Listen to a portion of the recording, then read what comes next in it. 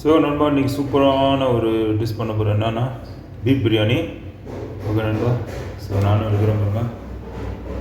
Okay நண்பா, அதேமாதிரி என்னோடய சேனல் சப்ஸ்கிரைப் பண்ணுங்கள், லைக் பண்ணுங்கள், ஷேர் பண்ணுங்கள். ஏதாவது டவுட் இருந்தால் கமெண்ட் பண்ணுங்கள். அதேமாதிரி பக்கத்தில் இருக்க பெல் பட்டனை கிளிக் பண்ணி வச்சுங்க. வீடியோக்குள்ளே போனாங்களா. ஸோ சூப்பரான ஒரு பிரியாணி, செம்ம லெவலில் இருக்கும். பீஃப் பிரியாணி நார்மலாக எப்பயுமே வைக்கிற மாதிரி இல்லை, இது கொஞ்சம் டிஃப்ரெண்ட்டாக இருக்கும். நண்பா, ஸோ மசாலாலாம் செம்மையாக போட்டு செம்மையாக பண்ணலாம். இங்கே ரைஸு பாஸ்மதி ரைஸ் வச்சுருக்கிறேன். இப்போ இது தண்ணீரை ஊற போட்டுறோம்னா 1 மணி நேரத்துக்கு முன்னாடியே போட்டுருவோம். ஆக்குறதுக்கு முன்னாடியே தண்ணியை காமிச்சிருக்கேன். ஸோ நான் இப்போ எப்பயுமே 1 கிலோ 1/2 கிலோ பண்ணுவேன். இன்றைக்கி 1 kilo rice, 1 kilo basmati rice சூப்பராக வச்சு நான் சாப்பிட்டு பார்த்துட்டு உங்களுக்கு டேஸ்ட் சொல்கிறேன் எப்படி இருக்குன்னு. ஸோ இதை ஊற போட்டுடலாம். இப்போ இங்கே பீஃப் நான் வச்சுருக்கிறேன், பாயில் பண்ணிகிட்ருக்குறேன் சேப்பூரில். ஓகே நண்பா, ஸோ இது ஒரு 1 கிலோ இருக்கும் பீஃபு. ஸோ வெங்காயம் ஒரு 2 வெங்காயம். ஓகே நண்பா, இப்போ வெங்காயம், பச்சை மிளகா இருக்குது, ஒரு 10 பச்சை மிளகா போட்டுக்கிறேன், நல்லா காரமாக இருக்கும். ஸோ தயிர் வச்சுருக்கோம் நண்பா. இப்போ பிரியாணி மசாலா, இதுதான் பிரியாணி மசாலா பண்ண போகிறேன். ஸோ இது வந்து மிக்சியில் அடிச்சிடுவேன். ஸோ வந்து ட்ரை சில்லி போட்டிருக்கேன் ஒரு. ஸோ 2 போட்டு மிக்சியில். ஸோ தேவையான அளவு தண்ணி ஊற்றிங்க. தண்ணி ஊற்றியாச்சு. ஸோ இது இப்போ அரைச்சிடுவேன். இப்போ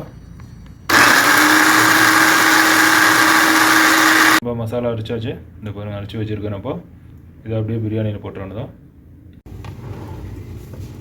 ஸோ வெங்காயம் ஸ்லைஸாக கட் பண்ணிக்கிறேன்.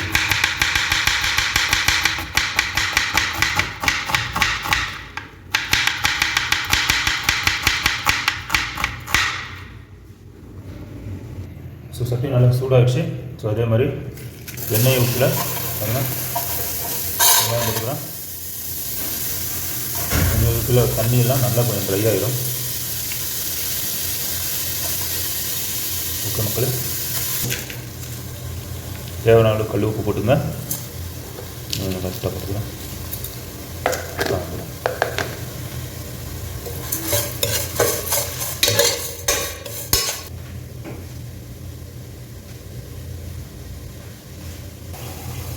ஆயில் ஊற்றிக்கிறேன். ஆயில் ஒரு 10 என்னோட 15 போட்டுங்க. நான் இன்றைக்கி 1 கிலோ. அப்படியே நெய்யும் ஊற்றிக்கிறேன். அதோட சேர்த்து மஸ்டர்ட் ஆயில் தான் போட்டுருக்கேன். இப்போ மஸ்டர்ட் ஆயிலும் போடுவேன் இதில். ஸோ இதோட சேர்த்து இந்த பே லீஃபு, ஹோல் ஸ்பைஸும் போட்டுக்கலாம் அப்படியே. ஸோ இதில் மஸ்டர்ட் ஆயில் போட்டுக்கிறேன்.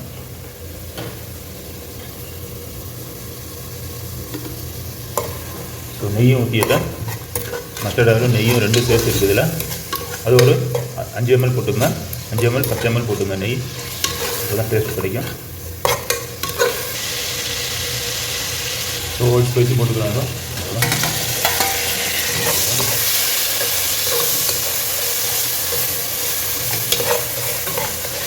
ஸ்பைஸாக இருக்குது.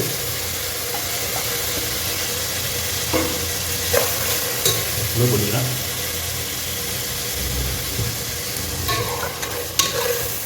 வெங்காயம் பண்ணிங்க சீக்கிரம் ப்ரௌன் ஆகிடுச்சு. இதோட பச்சை மிளகாய் போட்டுக்கிறேன். பச்சை மிளகாய் போட்டாச்சு.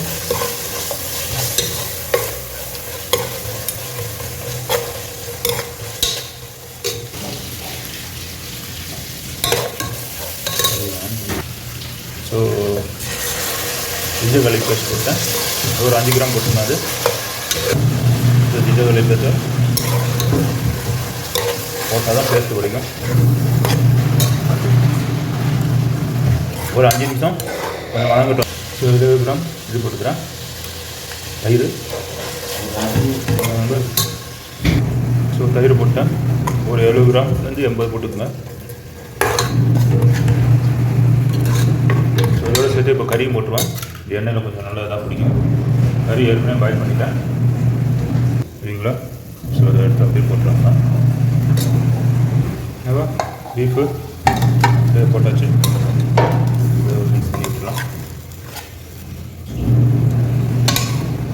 இதை பாயில் பண்ணால் கொஞ்சம் ஈஸியாகும். ஸோ அதனால் பாயில் பண்ணிட்டேன். பாருங்கள் பீஃப் பாருங்கள் கருப்பாக இருக்குது பார்த்தீங்களா.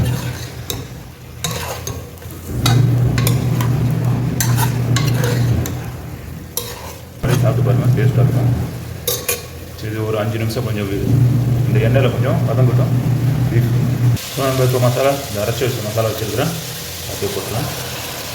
நான் ஏற்கனவே போட்டிருக்கேன். இதில் என்னென்ன ட்ரை சில்லி, அப்புறம் கொத்தமல்லி சீட்ஸ் இருக்குங்களா, முழு கொத்தமல்லி, அது ஜீரா, இது ரெண்டும் போட்டு நல்லா அரைச்சி போட்டிருக்கேன். ஸோ பேஸ்ட் மாதிரி அரைச்சி போட்டிருக்கேன், சூப்பராகும்.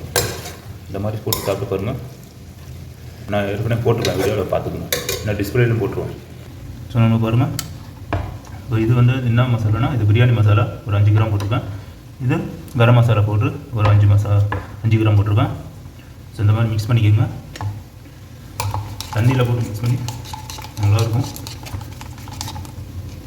இதுதான் மசாலாவும் போட்டுருவேன். அதுதான் அப்படியே பிடிக்கிட்டோம். மசாலா கொஞ்சம் ஒரு 10 நிமிஷம் நல்லா அந்த மசாலாலாம் எண்ணெயில் பிடிக்கிட்டோம். ஸோ இது வேஸ்ட் பண்ண வேண்டாம், இதை கொஞ்சம் தண்ணி மிக்ஸ் பண்ணிவிட்டு ஊற்றிடுவோம். இப்போ நம்ம இப்போ அரிசி கழுவிக்கிறேன். அரிசி ஒரு 2-3-4 வாட்டி கழுவிக்குங்க, ஏன்னா அந்த வெளில போகிற முடியும் கொஞ்சம் கழுவிக்குங்க. கழுவிங்க பாருங்கள், வெள்ளையாக வருது பாருங்கள், அது போகிற முடியும் கொஞ்சம் கழுவிங்க. அப்போ தான் கொஞ்சம் டேஸ்ட்டாகவும் இருக்கும் சாப்பிட்றது. பாலிஸ் எல்லாம் ரொம்ப தண்ணி ஊற்றிக்கலாம் பாருங்கள், சூப்பராக ட்ரை ஆகிடுச்சு. நல்லா இதாகிடுச்சு. எண்ணெய் அந்த மாதிரி வரணும், அப்போதான் டேஸ்ட் கிடைக்கும். ஸோ 1 கிலோவுக்கு தண்ணி நான் ஊற்றுவேன். இப்போ 1 கிளாஸ் ஊற்றிருக்கேன். ஸோ 6 கிளாஸ் தண்ணி ஊற்றிக்க நண்பா. இப்போ நான் 5 கிளாஸ் ஊற்றிருக்கேன். இன்னொரு நண்பா. ஸோ தண்ணி ஊற்றிட்டேன். இப்போ இன்னும் 1 கிளாஸ் அது. ஸோ உப்பு இருக்கும் அந்த இதில் பார்த்துங்க. உப்புலாம் கரெக்டாக இருக்குது, லைட்டாக கம்மியாக இருக்குது. கொஞ்சம் ரைஸில் பிடிச்சிக்கும், கரெக்டாக போட்டிங்கன்னா கரெக்டாக வந்துடும்.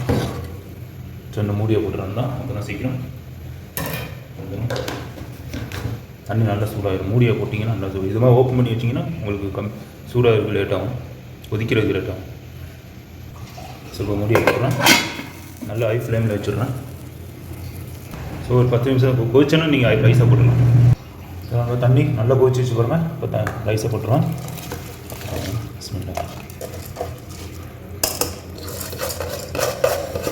ரைஸை போட்டு ஒரு 20 நிமிஷம் அப்போ ஓப்பன் பண்ணிட்டு நான் காமிக்கிறேன் எப்படி இருக்குன்னு. ஸோ அவ்வளோதான், குறைச்சி போட்டுக்கலாம்.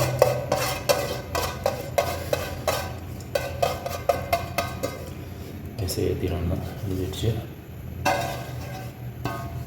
சூப்பராக வேறு லெவலாக இருக்கும் பாஸ்மதி ரைஸ் போட்டு மிக்ஸ் பண்ணி விட்டுலாம். தண்ணியும் கரெக்டாக வந்துடும், தண்ணியும் கரெக்டாக இருக்குது. சரி முடிவை போட்டுருவோம் தான்,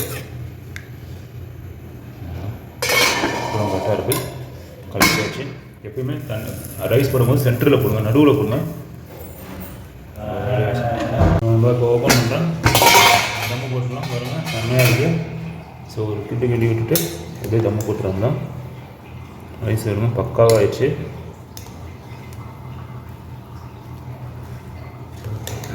அப்படிங்களா ஒரு மிக்ஸ் பண்ணி விட்டிங்கன்னு வச்சுங்களேன், அந்த கிரேவிலாம் கொஞ்சம் இதாகிடும். இந்த ஓரத்தில் இருக்கிறதுனா அப்படியே மிக்சிங் ஆகிடும். போட்டு தம்மு போட்டுருந்தோம். எதுக்குண்டனா கீழே போய் எல்லாம் உட்காந்துரும். ஸோ அதனால் கிண்டி விட்டுறோம். ரொம்ப கிண்ட வேண்டாம், உடஞ்சிரும், ரைஸ் உடஞ்சிரும். சும்மா இந்த ஓரத்துலேருந்து அப்படியே எடுங்க, எடுத்து போய் தம்மா போட்டுருவோம் தான். உங்கள்கிட்ட புதினா இலை இல்லாட்டி மல்லி இலை இருந்தால் மேலே தூரிட்டுருங்க, நல்லாயிருக்கும் பார்க்குறதுக்கும். ஸோ அவ்வளோதான். நெய் ஏற்கனவே நான் போட்டேன், மேலே வேணுமா நெய் போட்டுக்குங்க. அப்படியே முடியாகும்.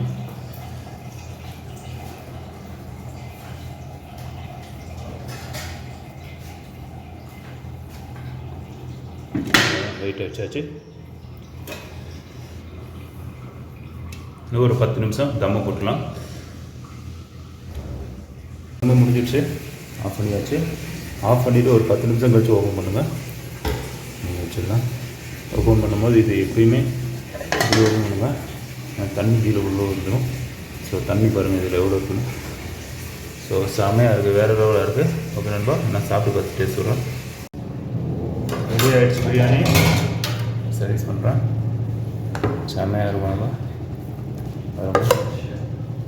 அது செமையாக இருக்கும் பார்க்குறக்கு. ஸோ இந்த ஓரத்துலேருந்து எடுக்கிறேன்.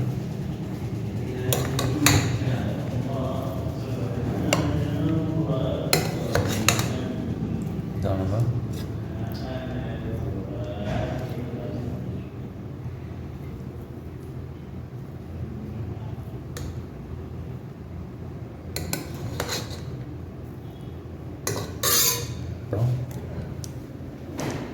செம்மையாக இருக்குது.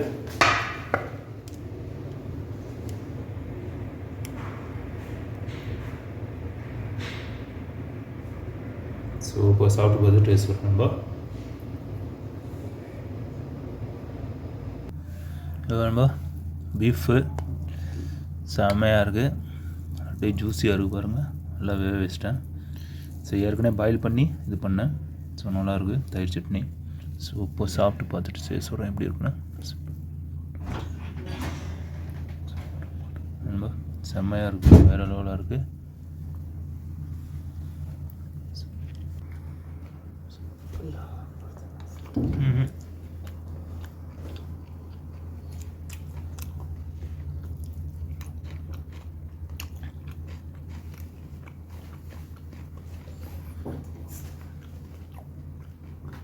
நல்லா வெந்து சூப்பராக இருக்கும். நம்ம வெள்ளம்பராக இருக்குது, செம்ம டக்கராக இருக்குது.